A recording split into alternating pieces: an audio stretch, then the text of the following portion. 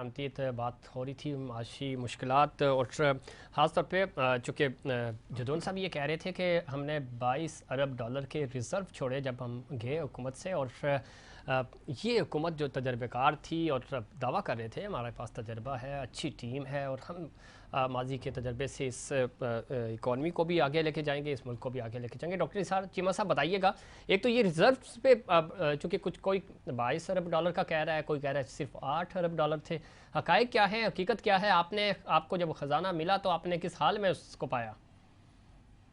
आवाज आपकी बिल्कुल नहीं आ रही, ना मैं सवाल समझ पा रहा हूँ, ना आपकी कोई बात मैं समझ नहीं। डॉक्टर चीमा साहब आवाज़ आ रही है आपको? आप बेहतर है। डॉक्टर चीमा साहब, मेरा सवाल आपसे ये था कि जदौन साहब ये कह रहे हैं, एमपी हैं पाकिस्तान तहरीक इंसाफ के, वो ये कह रहे हैं कि हम जब हुकूमत से गए तो 22 अरब डॉलर का रिजर्व छोड़कर गए हैं। आपको ये रिजर्व खजाना मिला या खजाना खाली मिला? जदौन साहब तो देखें शरीफ आदमी है, मुझे पता है, लेकिन सच्ची बात ये है कि पीटीआई हुकूमत की मैं बात करता हूँ, पीटीआई के कायदीन की बात करता हूँ। उन्होंने जो अपने पीछे छोड़ा है वो तो ये कि हर शोबे की तबाही, मुकम्मल तबाही की शक्ल में उन्होंने, देखें ऐसे लगता है जैसे ये मुल्क जो है ये खिलाड़ियों और अनाड़ियों के हवाले कर दिया गया, जिनके पास ना कोई प्रोग्राम, ना पॉलिसी, ना कोई प्लानिंग, ना कोई विजन, ना कोई टीम, ना तजुर्बा, और उसकी सलाह पूरी कौम ने भुगती है।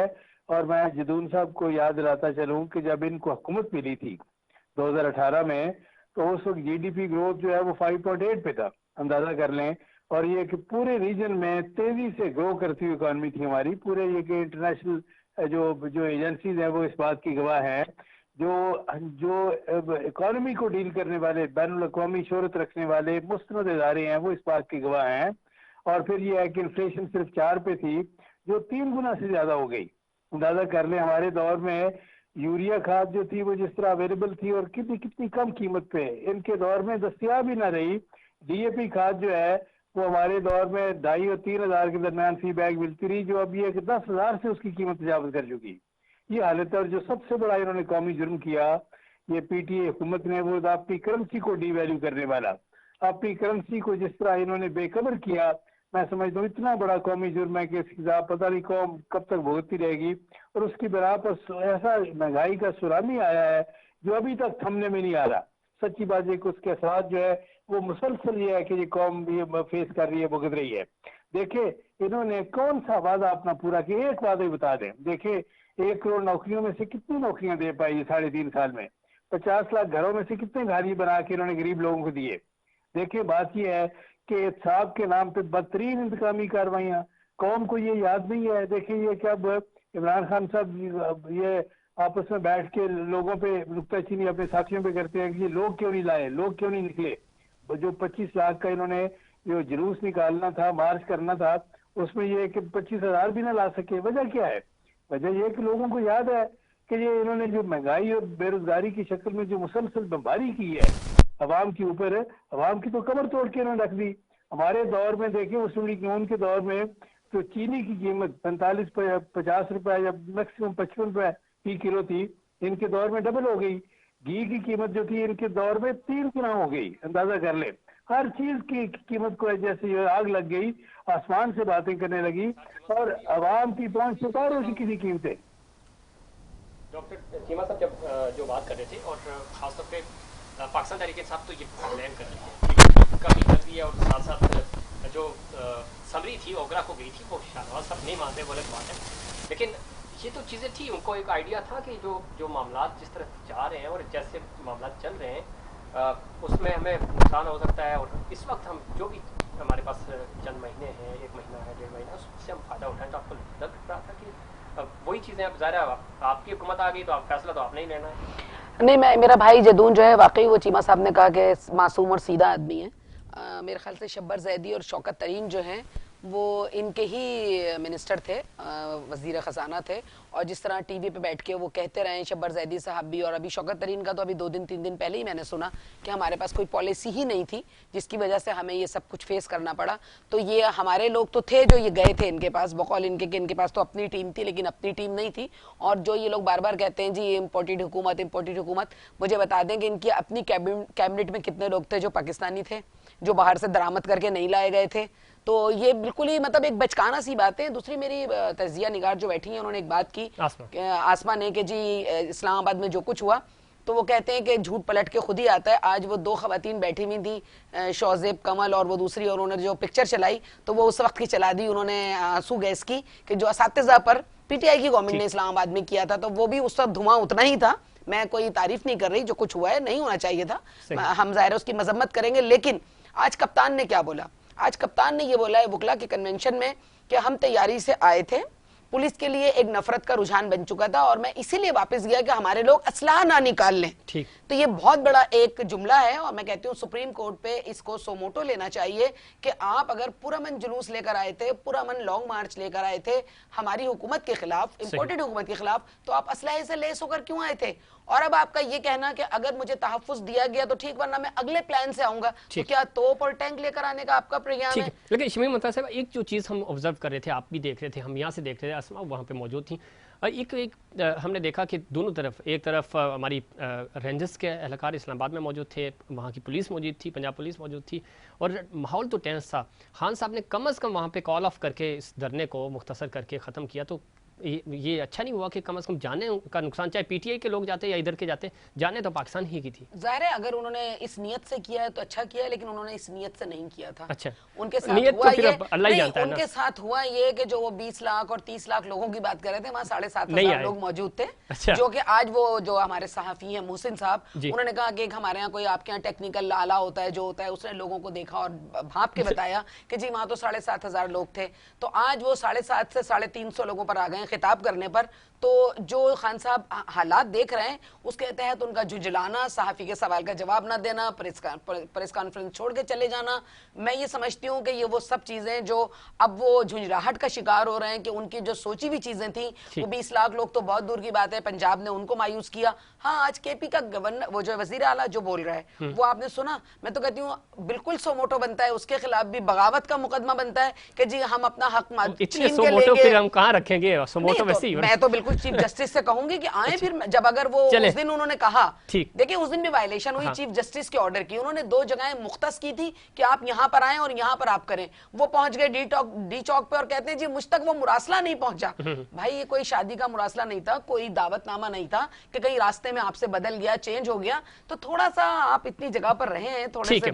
चले पूछ लेते हैं ना आसमा, एक तो शमीम मुमताज़ साहिबा बड़ी सीनियर सियासतदान है, ये इनकी गुफ्तगू आपने सुनी, वो ये कह रही है कि देखिए नीयत का मामला तो ज़रा अल्लाह जानता है, लेकिन शायद क्राउड उस तरह का नहीं था और खान साहब ने जो कॉल ऑफ किया वो पब्लिक उनकी उम्मीदों के मुताबिक नहीं आई, तो इस वजह से किया है। देखिए जी, जो होती है ना इग्नोरेंस, वो सबसे बड़ी लग्जरी होती है। उसमें आप एक बहुत ही अपने लिए एक यूटोपिया बना लेते हैं और उसमें रहना शुरू कर देते हैं। मैं इस्लामाबाद से तकरीबन कुछ 35 मिनट की ड्राइव पे रहती हूँ, ठीक है, और मुझे इस्लामाबाद पहुंचने में मैंने जब इस मैंने जब मोटरवे को ज्वाइन किया था, उस वक्त सारी की सारी तकरीबन मोटरवे से रुकावटें हट गई थी और गाड़ियां बहुत सुपर स्पीड में देवर जस्ट ड्राइविंग।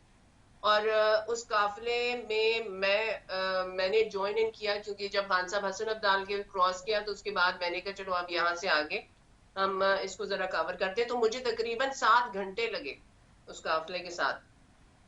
अब इसमें आप अगर एक चीज जो कि इनसे मैनेज नहीं हो पाई वो ये थी कि उन्होंने इस्लामाबाद में ऑर्गेनाइजेशन इसकी अगर जरा बेहतर होती ना, अगर वो पार्किंग ही ऑर्गेनाइज तरीके से कर लेते तो शायद चीजें बहुत मुख्तलिफ खान साहब के लिए भी होती। जो चीजें अब उन्हें फेस करनी पड़ रही हैं वो शायद उन्हें ना फेस करनी पड़ रही, तो ऑप्टिक्स उस लिहाज से आते कि लोग उसे कॉम्प्रीहेंड कर सकते। ठीक, ये कहना कि 500 लोग थे, 25,000 लोग थे, 30,000 लोग थे, वो एक बहुत बड़ा क्राउड था और उसकी ऑर्गेनाइजेशन चूंकि जो मैं समझ सका और जो शमीम मुमताज़ साहब बात कर रही है, चूंकि पीटीआई का अमूमन पीटीआई के जो हमने जलसे देखे क्राउड था, चार्ज क्राउड नजर आता था। जो इनका मार्च था उसमें उस तरह का क्राउड, जो आप टेक्निकली कुछ बात कर रही हैं कि शायद पार्किंग का इशू या इस तरह का, लेकिन क्राउड हमें उस तरह नजर नहीं आया जो अमूमन जो लोग वहां मौजूद नहीं थे, जो कैमरे की आंख से देख पाए। नहीं जफीर साहब, मैं ये कह रही हूँ कि इस्लामाबाद में जो इनकी पीटीआई की अपनी ऑर्गेनाइजेशन थी ना, ठीक, वो बहुत वीक थी। प्लानिंग वहां पे उस लिहाज से वो उसको प्लान करके उसकी ऑप्टिक्स नहीं निकाल पाए। ये एक इंटीग्रेशन की, ऑर्गेनाइजेशन की बहुत ज्यादा कमी मुझे महसूस हुई। अगर ये चीज वो हैंडल कर लेते ना प्रॉपर तरीके से, तो उनका इम्पैक्ट ये मार्च इस्लामाबाद लाने तक मुकम्मल हो जाता। ठीक मगर ये इस्लामाबाद खान साहब अगली दफा क्राउड को प्रिपेयर करके आएंगे या वहां पे असला निकल आते। अच्छा, देखिए क्या जी, इतलात हैं आप आपके लोगों पास? को जब आपके पास क्या इतलात हैं? खान साहब आ रहे, मुतालबात नहीं पूरे हो रहे? देखिए जी, मैंने आपको कहा ना कि गलत डिसीजंस के हवाले से तो ये अब मास्टर हो चुके हैं ना। इसमें तो एक चले बैक टू बैक गलत डिसीजंस होते चले जा रहे हैं। अभी भी ये एक गलत डिसीजन है। अब आवाम के पास जाएं आप, उनके अभी आपकी भी स्लेट क्लियर है। ये आपने तो अपना खैर पॉइंट ठीक है, क्लियर इनका कर मुतालबा दिया था कि शुरू खान में कि साहब अब फ्रेश इलेक्शंस के लिए जाना चाहिए, लेकिन अब हुकूमत मिल गई है, बात कर दी। अब ये कह रहे हैं कि हम मुद्दत पूरी करेंगे। जदून साहब, क्या प्लान है आपका? और अगर मुतालबात पूरे नहीं होते और जो कि लग रहा है कि हुकूमत टस से मस नहीं होगी, उनका जो कॉन्फिडेंस लेवल बता रहा है, पीएम का जो खिताब था आवाम से, उसमें जो हमें नजर आया, लग नहीं रहा कि मौजूदा हुकूमत जो है वो जल्दी इलेक्शंस कराएगी। तो अगर इलेक्शंस नहीं होते तो आपका बयानिया तो यहाँ किल हो जाएगा, फिर आप आगे कैसे चलेंगे? जदून साहब, जदून साहब तक भी ऑडियो नहीं पहुंच रही। डॉक्टर निसार चीमा साहब अगर हमारे साथ मौजूद हैं तो डॉक्टर चीमा साहब हैं हमारे साथ? डॉक्टर निसार चीमा साहब, चूंकि हुकूमत तो मुद्दत पूरी कर रही है, जो पीएम की स्पीच थी उससे हमें लगा, और वैसे भी जो आपकी बॉडी लैंग्वेज भी बता रही है, क्या देख रहे हैं? जो मैंने पहले भी असमा से भी पूछा था, शमीम मुमताज़ साहिबा भी किसी हद तक कन्विंस हैं इस बात पे कि शायद पाकिस्तान तहरीक इंसाफ ही वापस असम्बलियों में ना आ जाएं, तो इस तरह की कोई इतलात हैं? चूँकि थोड़ी सी ये खबर आज शाम से चल रही है। मैं तो देखें जो आपने कहा क्या देख रहे हैं, मैं तो पीटीआई का बहुत तारीख मुस्तकबिल देख रहा हूँ, सच्ची बात है। और उसके मुकाबले में पाकिस्तान का बहुत रोशन मुस्तकबिल देख रहा हूँ इंशाअल्लाह अल्लाह ताला के फजल करम से। और देखिए पीटीआई में जितने लोग कुछ समझदार हैं, जो सच्ची बात हालात के नब्ज पे जिनका हाथ है, अवाम के जज्बात का जिनको एहसास है, उन्होंने बोला अगर इस दूध की कश्ती से छलांग लगानी है तो उन्होंने बाकी देखना है कि अब यह कि कौन सी पार्टी जान की जाए। और बहुत से लोगों ने मुस्लिम लीग नून में आने की कोशिश करनी है, और जितने जो पॉजिटिव माइंडेड लोग हैं जो बिल्कुल कौम की खिदमत करना चाहते हैं, हम तो उनको वेलकम भी करेंगे। लेकिन देखिए गुजारिश ये है कि अभी बात हो रही थी कि इमरान खान साहब की नीयत जो है वो, देखिए नीतों का हाल तो अल्लाह ताला जानते हैं, लेकिन इनकी करतूत जो है वो तो बड़ी अफसोसनाक है। कौम के सामने तो देखिए करतूत ही होते हैं, और करतूत जो है वो तो अफसोसनाक है। या हुकूमत में हो तब भी, हुकूमत से बाहर हो तब भी। देखें बात यह है कि हुकूमत से बाहर से 126 दिन के धरने के दौरान जिस तरह इन्होंने कौम को कानून शिकनी की तरफ दी, कौम को कानून शिकनी पे उकसाया। ठीक है डॉक्टर चीमा साहब, चूंकि वक्त खत्म हो रहा है, अब मैं सिर्फ ये जानना चाहूंगा कि अगर इसी तरह इलेक्शंस हो गए, खान साहब असेंबली में वापस ना आए, आपने इलेक्शन जो है आगे मार्च या जून जुलाई 2023 तक लेके गए, फिर जो असेंबलियां बनेगी जिस तरह इनको आप कहते थे ये सिलेक्टेड हुकूमत है, कल ये आप पे इल्जाम लगाएंगे अगर इनको मैंडेट उस तरह का नहीं मिला, तो वसी तर मफाद में कुछ स्टेक होल्डर्स को बिठाएं, पीटीआई को भी साथ बिठाएं, रिफॉर्म्स करें और फ्रेश इलेक्शंस की तरफ जाएं, चाहे वो 23 में ही हो। आपने बड़ी बड़ी अच्छी तजवीज दी है, और मैं ये कि इसको आगे लेके चलता हूँ। मैं ये कि खुद इनको ऑफर करता हूँ, पेशकश करता हूँ, और मुझे यकीन है कि हमारी क़यादत जो है वो बखुशी ये ऑफर देने के लिए तैयार होगी। और उन्होंने कहा भी मियां शहबाज शरीफ साहब ने कि आए मिलकर मुल्क को कौम के मफाद में फैसले करें, मिलकर ये कौम और शाहनवाज जदून साहब, आप भी चूंकि चीमा साहब मैं आऊँगा आपकी तरफ, बल्कि प्रोग्राम खत्म हो रहा है, लेकिन शाहनवाज जदून साहब का पॉइंट ऑफ व्यू ले लेते हैं। शाहनवाज साहब कुछ इस तरह का करें ताकि आप रिफॉर्म्स की तरफ आ सकें, इस सारी सूरत हाल से बाहर निकल सकें, तो आप तैयार हैं कि इनके साथ हाथ मिला के रिफॉर्म्स की तरफ आएं, वरना वन साइडेड रिफॉर्म होगा, फिर कल आप इलेक्शंस नहीं मानेंगे। सबीर भाई, ये लोग तो ना रिफॉर्म्स करने आए, ना कुछ खाली अपने केसेस खत्म करने आए। इनको डर था ओवरसीज पाकिस्तानियों से, उनका वोट खत्म करा दिया। उनके पैसे तो चाहिए लेकिन उनको वोट का हक नहीं देना चाहते हैं। ईवीएम मशीन जो लेके आए थे बिल्कुल उसमें एक मुनसिफाना, लेकिन ओवरसीज पे इन्होंने फार्मूला डिफरेंट दिया है, वो फार्मूला भी काबिल गौर है, वो कोई इतनी मुश्किल बात नहीं है अगर उस तरह भी उनको वोट की नुमाइंदगी दी जाए तो।